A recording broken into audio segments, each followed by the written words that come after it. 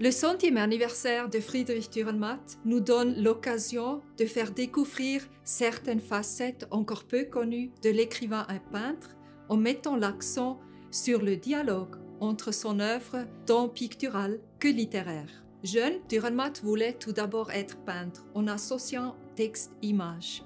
Il a illustré des légendes, par exemple les Nibelungen, le mythe de Siegfried ou alors des classiques comme Faust. À l'âge de 25 ans, Dürrenmatt décide de devenir écrivain.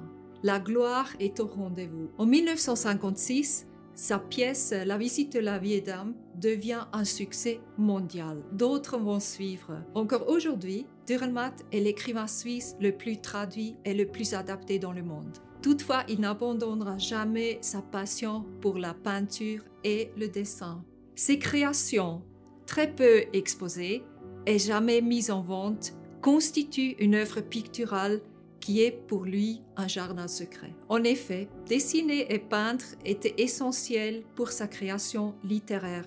Il disait d'ailleurs, par rapport à mes œuvres littéraires, mes dessins ne sont pas un travail annexe, mais des champs de bataille faits de traits et de couleurs, où se jouent mes combats, mes aventures, mes expériences et mes défaites d'écrivain. Il précisait également, techniquement, je peins comme un enfant, mais je ne pense pas comme un enfant.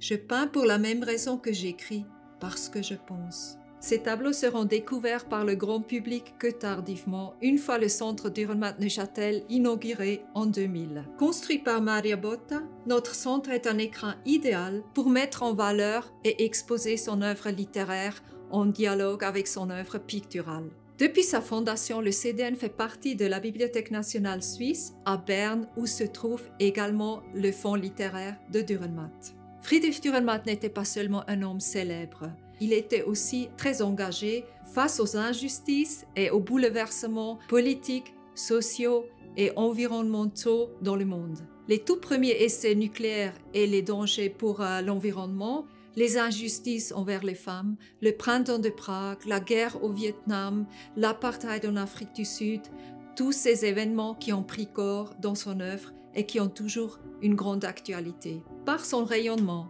et son engagement, ce Suisse universel qui était Dürrenmatt demeure un visionnaire.